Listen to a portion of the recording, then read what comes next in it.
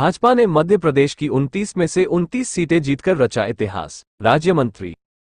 भाजपा की पत्रकार वार्ता संपन्न। राज्य मंत्री श्रीमती राज सिंह ने कहा, 2024 का ये चुनाव नीति, नियत, निष्ठा और निर्णयों पर विश्वास का चुनाव रहा।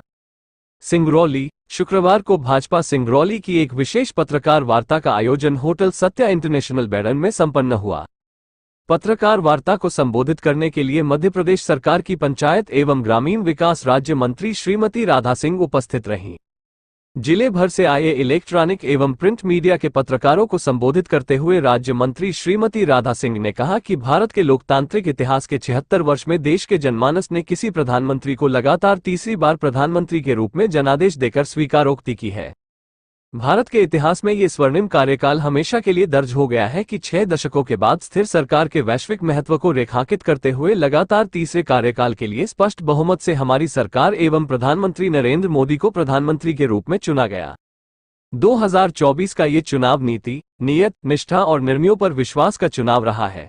देश में बहुत से राज्य ऐसे हैं जहां भाजपा का अपना वोट प्रतिशत भी बढ़ा है, जिसकी मुख्य वजह भाजपा की सरकारें एवं कार्यकर्ताओं की लगन तथा मेहनत रही है। पिछले आम चुनाव 2019 के मुकाबले 2024 के चुनाव में देश के विभिन्न राज्यों में हमारा वोट प्रतिशत बेहतर हुआ है, जिसकी वजह हमारे कार्यकर्ताओं का धरातल पर निरंतर प्रवास एवं परिश्रम है। मंत्री राधा सिंह ने सरकार एवं संगठन की उपलब्धियों पर प्रकाश डालते हुए कहा कि ये चरितार्थ हुआ एमपी के मन में मोदी है। मध्य प्रदेश में इतिहास रचते हुए भाजपा ने पहली बार 29 में से 29 सीटें जीती है। ये रिकॉर्ड अब कोई भी तोड़ नहीं सकता है, सिर्फ बराबरी कर सकता है। मध्य प्रदेश में पार्टी का मत प्रतिशत 2014 से सतत बढ़ रहा है। 2019 में वोट प्रतिशत 58.00 था, जो 2024 के चुनाव में बढ़कर 59.27 हो गया है। सरकार की गारंटी और डिलीवरी पर विश्वास, विकसित भारत के सकप में विश्वास का रहा है। हमारी मोदी सरकार ने 10 वर्षों से सेवा और सुशासन का जो मिशन चलाया है, ये उस पर मुहर है। देश के यशस्वी प्रधानमंत्री मां श्री नरेंद्र मोदी जी के मन मस्तिष्क में मध्य प्रदेश का विशिष्ट स्थान है। ये यूं ही नहीं कहा गया है कि मोदी के मन में एमपी और एमपी के मन में मोदी। बीते 10 वर्षों में हमारा सौभाग्य है कि श्री मोदी जी ने देश के हृदय मध्य प्रदेश में बारंबार आगमन कर हमें गौरव प्रदान किया है। उन्होंने विश्वास भी दिया है और स्नेह, आशीर्वाद भी प्रदान किया है। भारतीय जनता पार्टी मध्य प्रदेश के सामूहिक नेतृत्व, कुशल रणनीति के साथ ही समर्पित कार्यकर्ताओं की श्रृंखला ने विधानसभा और लोकसभा की पूर्ण विजय को सुनिश्चित किया। उन्होंने कहा कि पीएम मोदी का वर्ष 2047 तक भारत को विकसित राष्ट्र बनाने का लक्ष्य है। हमारे कर्मठ व जुझारू मुख्यमंत्री डॉक्टर मोहन यादव के कुशल नेतृत्व में भाजपा सरकार का प्रयास है कि आगामी 5 वर्षों में प्रदेश के वार्षिक बजट के आकार को दोगुना किया जाए। इस संबंध में पहला कदम 2023-24 के बजट की तुलना में बिना कोई नया कर लगाए वर्ष 2024-25 के बजट में 16% से अधिक की वृद्धि हुई है।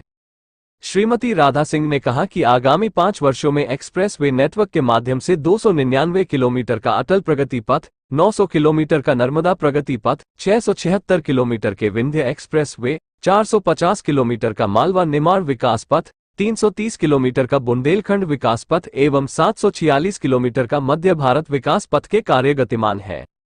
पीएम नरेंद्र मोदी जी ने जल जीवन मिशन प्रारंभ कर जल क्रांति को जन्म दिया है। 70,86,293 घरों तक नल से जल की यह सुविधा पहुंची चुकी है।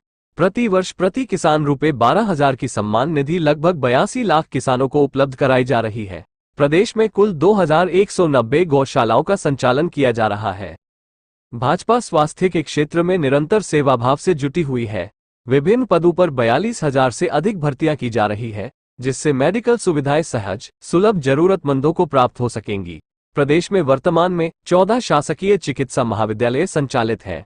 वर्ष 2024-25 में 3 और शासकीय चिकित्सा महाविद्यालय मंदसौर, नीमच एवं सिवनी में संचालित हो जाएंगे। आयुष्मान भारत योजना के तहत अब तक लगभग 1 करोड़ 8 लाख परिवारों के 4 करोड़ 1 लाख सदस्यों के आयुष्मान कार्ड बनाए जा चुके हैं। माननीय मुख्यमंत्री डॉक्टर मोहन यादव जी की विशेष पहल पर प्रदेश में गंभीर रोगियों को आपात स्थिति में उचित समय पर उच्च स्तरीय चिकित्सा उपचार उपलब्ध कराने हेतु पीएम श्री एयर एम्बुलेंस सेवा योजना प्रारंभ की गई है।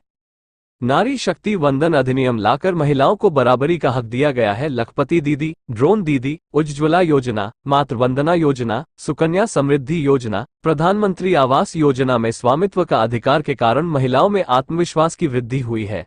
लाडली लक्ष्मी योजना अंतर्गत योजना प्रारंभ से 48,03,000 बालिकाओं को लाभान्वित किया जा रहा है।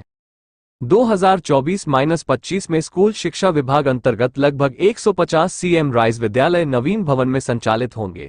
शासकीय स्कूलों में विषयवार शिक्षकों की उपलब्धता के साथ खेल, नृत्य, संगीत शिक्षकों के 11,000 पदों पर नियुक्ति की कार्यवाही की जा रही है। प्रदेश के बैगा, भारिया, सहरिया जैसी विशेष पिछड़ी जनजाति समुदाय के बच्चों को बेहतर शिक्षा उपलब्ध कराने हेतु पीएम जन मन योजना के अंतर्गत इस वर्ष 22 नवीन छात्रावास प्रारंभ किए जा रहे हैं। उन्होंने बताया कि पीएम स्वनिधि योजना, प्रधानमंत्री ग्राम सड़क योजना, पीएम आवास योजना, कृषि अवसंरचना निधि, प्रधानमंत्री मातृ वंदना योजना, स्वामित्व योजना, नशा मुक्त भारत अभियान, आयुष्मान भारत योजना, मछुआ क्रेडिट कार्ड योजना, राष्ट्रीय पशु रोग नियंत्रण कार्यक्रम, राष्ट्रीय आजीविका मिशन आदि योजनाओं में मध्य प्रदेश अग्रणी है। राज्य मंत्री ने कहा कि एक ओर जहां जनता के आशीर्वाद के साथ भारतीय जनता पार्टी सरकार लगातार पूरी पारदर्शिता, प्रामाणिकता और परिश्रम के साथ अपनी भूमिका का निर्वहन करती रही है, वहीं कांग्रेस विपक्ष के रूप में भी लोकतंत्र में मजाक का विषय बन गई है। ये भी पहली बार होगा कि कांग्रेस में अपनी नीति, नेतृत्व और सनातन विरोधी मानसिकता के कारण भगदड़ मची हुई है। अब तक सर्वाधिक कांग्रेसियों ने कांग्रेस छोड़ी है और भाजपा को अपनाया है। पत्रकार वार्ता में मुख्य रूप से विधायक सिंगरौली रामनिवास शाह, प्राधिकरण अध्यक्ष दिलीप शाह, निगम अध्यक्ष देवेश पांडेय, जिला मीडिया प्रभारी नीरज सिंह परेहार, जिला मीडिया सह प्रभारी राजकुमार कुशवाहा उपस्थित रहे। अभी भी विधायक निवास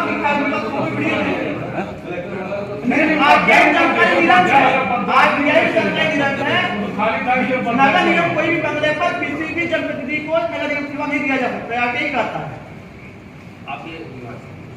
मैडम, ग्रामीण विकास मंत्रालय है जो कि अपने पास में है, तो उससे एक जुड़ा सवाल है कि आपके चितरंगी में ही, आपके ही विधानसभा इलाके में आज भी कई गांव ऐसे हैं जहां अपना शुद्ध उनको पीने का पानी मिल पा रहा है, ना उनकी अच्छी कनेक्टिविटी है, सड़क है। ऐसे में क्या प्राथमिकता होगी? क्योंकि अभी मोहन सरकार ने एक ऐलान किया है कि 100 करोड़ रुपए हम हर जिले को देंगे खर्च करने के लिए एक साल में। तो क्या कार्य योजना इस तरह से बनाई जा रही है कि जो लोग ग्रामीण हैं, जो उनको पीने का पानी, सभी लोगों को मालूम है कि हम नल जल से घर घर में पानी पहुंचाने का कार्यक्रम चल ही रहा है। और आपकी जानकारी में बता दूं कि हमारे यहाँ जैसे गर्मी के सीजन में मेरे विधानसभा में नहीं, सारे पूरे प्रदेश की गर्मी में पानी के लिए दिक्कत हुआ। यहाँ तक कि नगर निगम में आप लोग रहते हैं, आप लोग भी देखे होंगे गड्ढे का पानी पीते हैं खड़ार वगैरह इलाके में कुछ जगह में, मैंने देखा है। दूसरी चीज बताओ, हर साल हम 200 हैंडपम्प करवाते हैं और इस साल हमने 450 हैंडपम्प, पिछले 175 वोट था और 200 हमने दिया था। जैसे ही जीते हैं उसके बाद ही हम 200 वोट दिए थे। वो लगातार वोट हो रही थी और ये जो आचार संहिता में नहीं होना चाहिए, लेकिन ऐसा पानी का त्राही मचा था। कलेक्टर साहब से निवेदन किया गया है, तो उन्होंने आदेश भी जारी कर दिए थे और बोर हुए हैं। डीएमएफ से वहाँ पहले ही हम सब जानते हैं क्या हो रहा, वही तो मैं आपसे जानना चाह रहा हूँ, क्या डाल रहे हैं आप? सुनिए, आप लोगों का धन्यवाद। यहाँ आए और हमारी पहली बार हमारी बैठक था। हम बहुत दिनों से सोच भी रहे थे कि आप लोगों के साथ बैठेंगे और आमने सामने बात करेंगे, अपने सुख दुख बताएंगे, क्योंकि हम सभी परिवार के लोग ही हैं। आप उधर बैठे हो, हम इधर बैठे हैं, सब घर के लोग। और मुलाकात